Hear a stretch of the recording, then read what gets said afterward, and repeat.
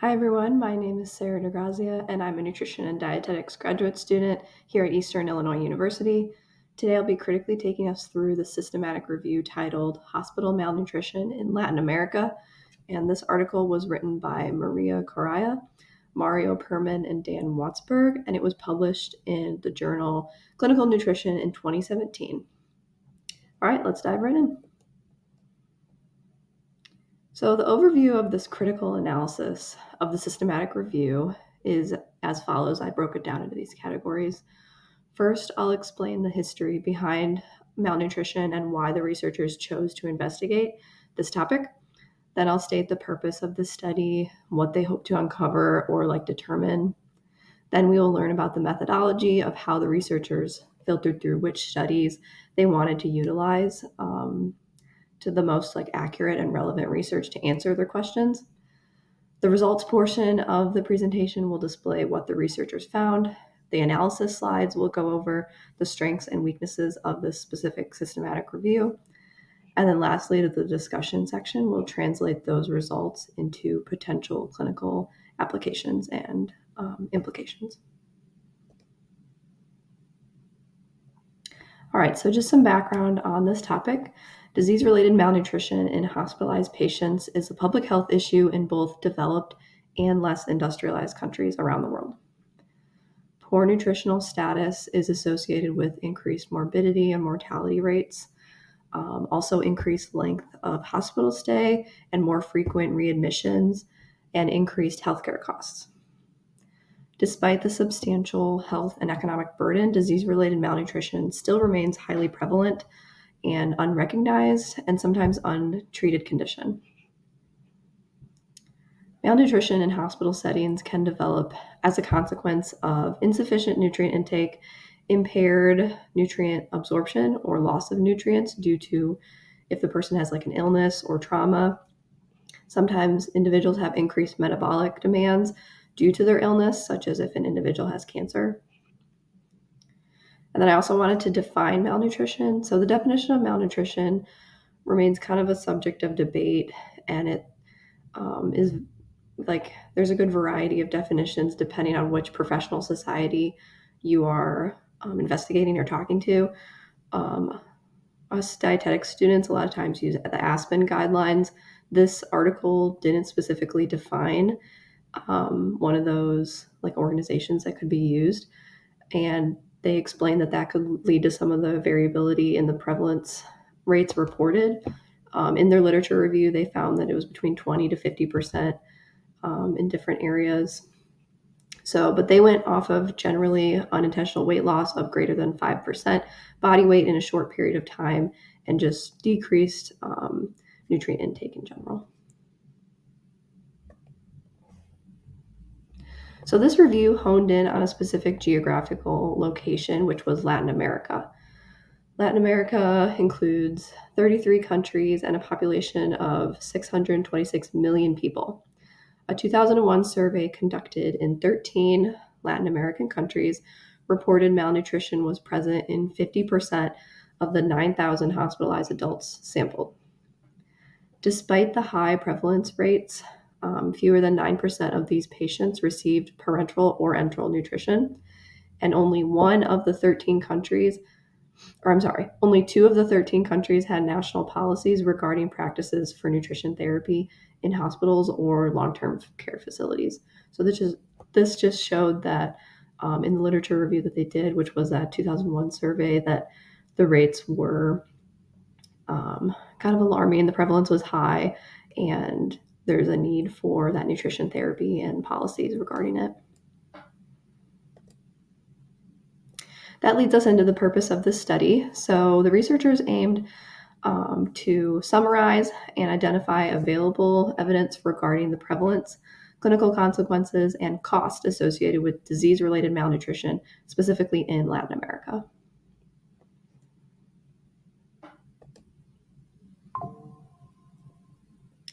So the systematic review was performed using the preferred reporting items for systematic reviews and meta-analysis, also known as PRISMA. They use these guidelines. The researchers searched 7 databases, which were Medline, MBIS, Cochrane, the Database of Abstracts and Reviews of Effects, also known as DARE, the Cochrane Central Register of Controlled Trials, also known as CENTER, EconLit, and the Latin American and Caribbean Center on Health Services, Health Sciences and Information for articles. The search terms encompassed 3 different categories, which were disease, geographic region, and outcomes. And then the specific keywords that they used were malnutrition, hospital, assessment, screening, prevalence, and cost.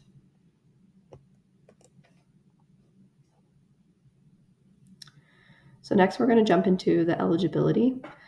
Studies on disease-related malnutrition in Latin America countries published in English, Spanish, or Portuguese were included. The specific date range that they used was January of 1995 through September of 2014. Studies that reported data on the prevalence, clinical outcomes, or economic costs of these disease-related malnutrition were used, and then the participants that they wanted were adults, which they categorized this as individuals greater than or equal to 18 years old.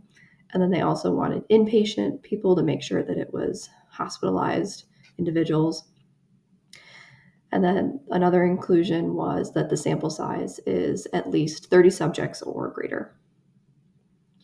The researchers had only one exclusion, which was they excluded editorials, narrative reviews, or abstracts without full text.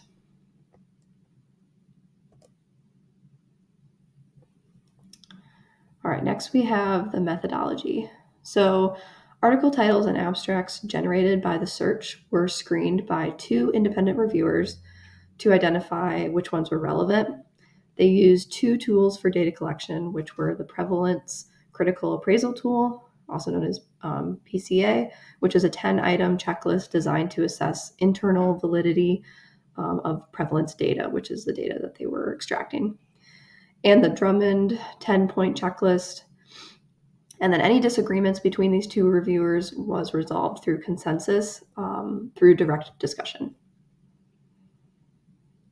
Information on study design, patient population, and outcomes was extracted and recorded on data form tables. So this slide is just a visual breakdown of how they got from around 1,500 articles to 66. So after they searched the databases for the key terms, the researchers identified 1,467 articles. After they tested for duplications, 288 were removed, and then the researchers screened the titles and abstracts and selected 85 from that original number. After reviewing the references, so they went through those studies and looked at the references of those studies and looked at those articles, and then they reviewed those and added 2 more in, so then they had 87. And of the 87 articles that were, they assessed these for the eligibility with like the inclusion exclusion that we talked about earlier, and 66 met criteria for inclusion. So that is the total number that they ended with. And so then those 66 were read through and the results were pulled from those. The 66 included articles totaled 29,474 patients from 12 Latin American countries. A majority of the studies were conducted in Brazil, which accounted for 57% of all the patients in the studies. 29 studies reported prevalence data in general, medical, or mixed populations. 15 were just studying surgical patients, 10 specifically targeted older adults, and then 5 studies targeted patients with diseases, and then 1 targeted critically ill patients. There were a variety of screening tools and like assessment instruments used to determine nutritional status and malnutrition. The most commonly and frequently used instruments were the Subjective Global Assessment, which is known as the SGA, and Body Mass Index, also known as BMI. Prevalence data in the general hospital population showed considerable variability, with the reported prevalence ranging from 2.6 all the way to 73%. Despite this large range, examination of these findings across the country suggested that disease-related malnutrition is highly prevalent throughout Latin American region. The majority of studies reported a prevalence greater than 40%, and with two of the largest studies reporting values around 50%. So even though there was kind of that range that was kind of a wide range, if you look into the majority of the studies, they had 40 to 50% or higher. Studies also reported an increased risk of clinical complications such as sepsis, pneumonia, cardiac arrest, respiratory failure, pressure ulcers, and postoperative pulmonary complications due to reduced nutrient intake. Clinical complications related to malnutrition were also associated with corresponding increases in length of hospital stay compared with well-nourished patients. The length of stay of malnourished patients increased 3.5 to 17.1 days. Also, patients had a more than twofold increased risk of readmission to intensive care compared with those who were well-nourished. Additionally, malnourished patients had a markedly elevated risk of death compared with well-nourished patients. And then the researchers in that last section identified only one study that evaluated their last aim, which was cost associated with malnutrition in Latin America. So cost data from a national insurance provider was used to calculate the direct hospitalization cost for 709 adult patients from 25 Brazilian hospitals. And they found that the mean daily cost of care was 61% higher in malnourished patients than well-nourished patients.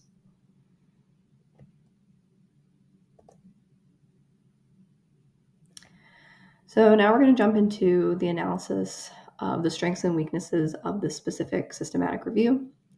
The strengths were that there was 2 independent reviewers and that their data collection was consistent in the key terms that they used and the 7 different databases that they went through. They kept that consistent. They also used validated tools, and then they narrowed down the area, population, and their research aim to hit a specific issue, so it wasn't too broad. And then additionally, the last systematic review done on this topic was in 2001. Some limitations included that even though several studies demonstrated statistical significant relationships between malnutrition and adverse clinical outcomes, the cross-sectional design of the studies does not permit a cause and effect relationship. Most of the studies included in the review were also susceptible to bias due to sampling methods or incomplete reporting. And then finally, only one of the studies evaluated the cost associated with disease-related malnutrition, which is like the third area that the researchers were hoping to study. And so this is not able to be generalized to other countries since it was only one study. And then lastly, each author submitted a form of disclosure of potential conflicts of interest. And all 3 authors reported honoraria for lectures on nutrition therapy from various companies such as Fresenius, Abbott Nutrition, Baxter Nutrition, Danone, and Nestle.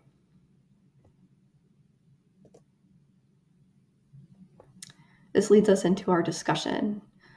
So first, disease-related malnutrition is highly prevalent among hospitalized patients in Latin America. That was determined through this systematic review. Prevalence at the time of admission was consistently in the range between 40 and 60%, with higher prevalence observed in inpatients who were older adults, critically ill, or undergoing certain surgical procedures. So those are kind of our high-risk groups. Second, there was an association between length of stay and malnutrition, but the researchers didn't determine which one came first. So like if malnutrition led to an increased length of stay, or if increased length of stay led to an increased risk of having malnutrition. And there are additional variables to consider, such as disease state and how the patient is progressing with their health. These findings show the importance of nutritional awareness and early nutritional intervention with high-risk patients. Third, while nutrition supports such as enteral nutrition and parenteral nutrition are expensive, the researchers estimated that every dollar invested into nutritional intervention would result in the saving of $4 in total healthcare costs later down the line, because it would reduce clinical complication and length of stay in hospitalization. And then further research is needed in regards to what interventions are most effective to combat and or prevent hospitalized malnutrition. Also, efforts to identify and implement policies aimed to improve nutrition care are also needed in Latin America. And the researchers concluded with some alarming facts from the review, which were that fewer than 1 in 5 malnourished patients in one of the Brazilian studies had a coded diagnosis for malnutrition in their medical records. And 3 studies showed that fewer than 1 in 10 malnourished patients received nutritional therapy. Potential factors for the lack of awareness and appropriate therapeutic interventions could include the absence of formal nutrition education in graduate and postgraduate medical training programs. So, looking forward, we need to make sure that we're educating people on nutritional interventions that are going into medical school. And then lack of formal screening policies in Latin America and unfavorable reimbursement circumstances. In conclusion, this systematic review showed that disease-related malnutrition is a highly prevalent condition that appears to impose a substantial health and economic burden of the countries in Latin America. And then further research is urgently needed to characterize screening practices and identify interventions and actions to take when malnutrition is present. And then here is my reference of my systematic review that I went through. Thank you guys so much for listening. And if you have any questions, you can contact me.